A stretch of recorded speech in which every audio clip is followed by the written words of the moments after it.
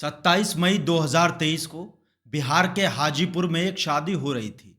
रात के करीब 8:30 बजे एक अनजान नंबर से लड़के के दादा के पास एक फ़ोन आता है।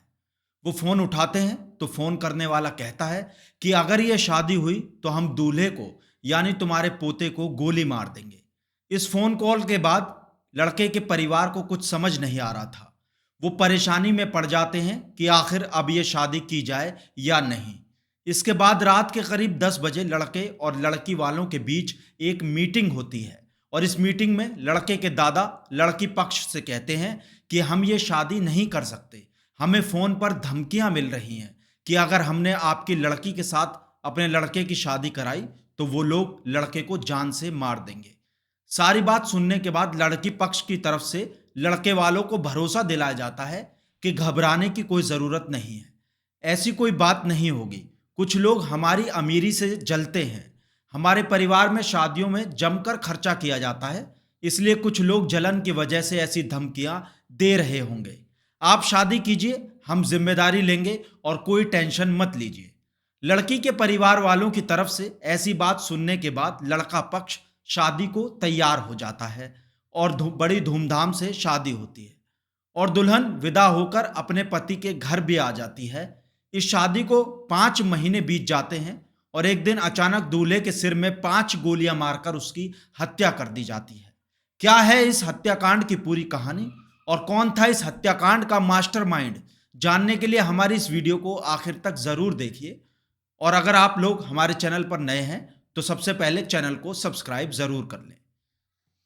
ये सच्ची कहानी बिहार के हाजीपुर जिले की है।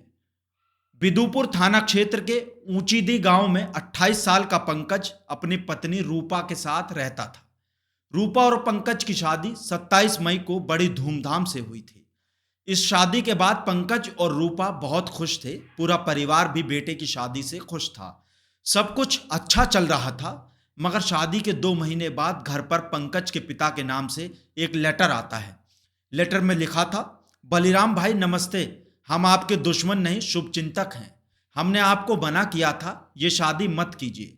आपने ये शादी करवाकर अपने बेटे का जीवन खतरे में डाल दिया है। अभी भी कुछ नहीं बिगड़ा है, अपने बेटे का जीवन बचा लीजिए। हम आपके दुश्मन नहीं हैं, आपके शुभचिंतक हैं। बेटे के जीवन के बारे में सोचिए। हमको समझाना था, हमने समझा दिया। इस लेटर के घर आने के बाद घर का हर सदस्य हैरान परेशान था कि आखिर ये धमकियां देने वाला है कौन और किस लिए धमकी दे रहा है। परिवार की किसी से कोई दुश्मनी भी नहीं थी, इसलिए किसी के ऊपर शक भी नहीं था। परिवार वालों ने थाने जाकर पुलिस को सूचना दी कि बेटे की शादी से ही कोई बार बार धमकी दे रहा है। पुलिस ने कंप्लेंट दर्ज कर ली, मगर बात आई गई हो गई और ना उधर से फिर कोई धमकी आई और ना इधर पुलिस ही कोई कार्रवाई करने की कोशिश करती है। दिन ऐसे ही गुजरने लगे। पंकज नई नई शादी से खुश था, मगर पत्नी के बर्ताव में कुछ बदलाव आने लगा। वो अक्सर घर के अन्य लोगों से कहती कि मैं पढ़ी लिखी हूं और हाई प्रोफाइल परिवार से हूं और मेरा पति पुराने जमाने का है। मैं हाई फाई हूं और पति गंवार। पंकज हाजीपुर औद्योगिक क्षेत्र की एक बिस्किट फैक्ट्री में नौकरी करता था, तो सुबह ही घर से निकल जाता और शाम को वापस लौटता था। वो अपनी शादीशुदा लाइफ को एंजॉय कर रहा था। घर की छोटी मोटी बातों की तरफ उसका ध्यान ही नहीं जाता था। रूपा अपने पति से हमेशा कहती थी कि आप बिना हेलमेट के बाइक चलाया करो। आप जब बिना हेलमेट के बाइक चलाते हो, आपके बाल हवा से उड़ते हैं। आपके उड़ते बाल देखना मुझे पसंद है। ऐसे आप बहुत हैंडसम लगते हो। बीवी की हेलमेट वाली बात से खुश होकर पंकज अक्सर हेलमेट उतार कर ही ड्राइव करता था। आसपास जाता तो बिना हेलमेट लगाए ही जाने लगा था। उधर पंकज काम पर चला जाता तो रूपा घर के कमरे का दरवाजा अंदर से बंद कर लेती। शुरू में तो पंकज के माँ बाप को लगा कि नई बहू शर्माती है, इसलिए दरवाजा बंद रखती है, मगर धीरे धीरे रूपा ने अपना रंग दिखाना शुरू कर दिया था। वो दरवाजा बंद कर फोन पर घंटों किसी से बात करती थी। सास ससुर को उस पर कुछ शक हो रहा था, मगर किसी ने उसे कभी रोका टोका नहीं, क्योंकि नई नई बहू है। अगर कुछ बात हुई तो सास ससुर पर ही पहले उंगली उठाई जाएगी।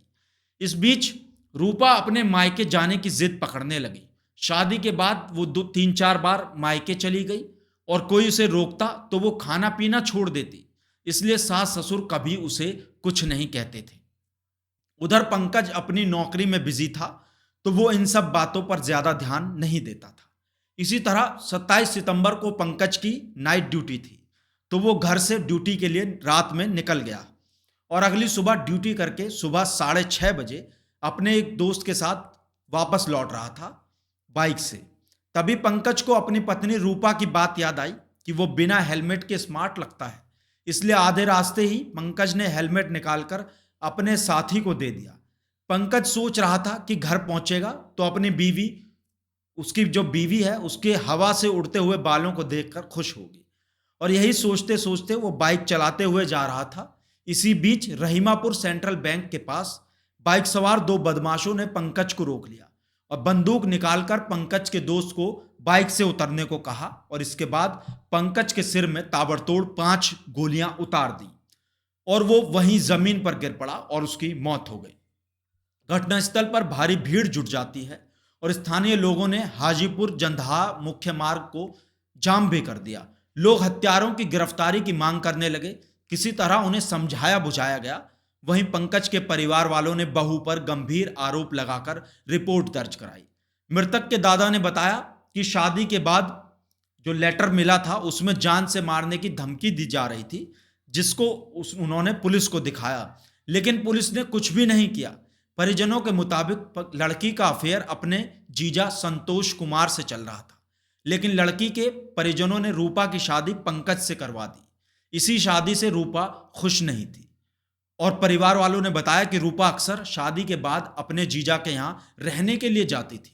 वहीं परिवार का यह भी कहना है कि फैक्ट्री से निकलने से पहले रूपा ने पंकज से फोन पर बात की थी और उसके फैक्ट्री से निकलने की बात पता की, कंफर्म किया था, और इसके बाद बदमाशों को उसकी लोकेशन बताकर अपने पति की उसने हत्या करवा दी। परिवार के बयान के आधार पर पुलिस ने जांच कर मामले का खुलासा करते हुए पुलिस अधीक्षक रवि रंजन ने बताया कि इस पूरी वारदात का मास्टरमाइंड हाजीपुर का निवासी संतोष कुमार अमर है। उसका कई दिनों से रूपा के साथ अवैध संबंध चल रहा था।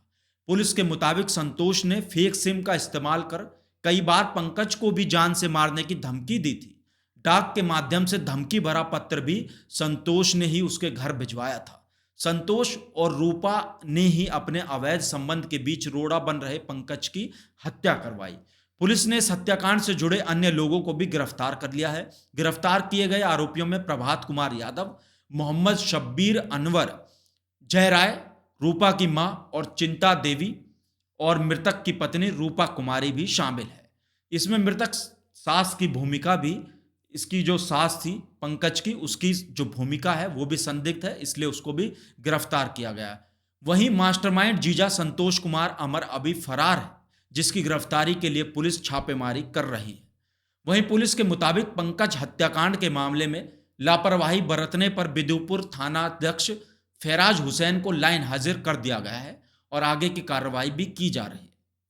रूपा ने अपने जीजा से अवैध संबंध बनाकर पहले तो अपनी बहन की पारिवारिक जिंदगी में दखल दिया और उसके बाद पति पंकज की हत्या कर एक निर्दोष की भी जान ले ली।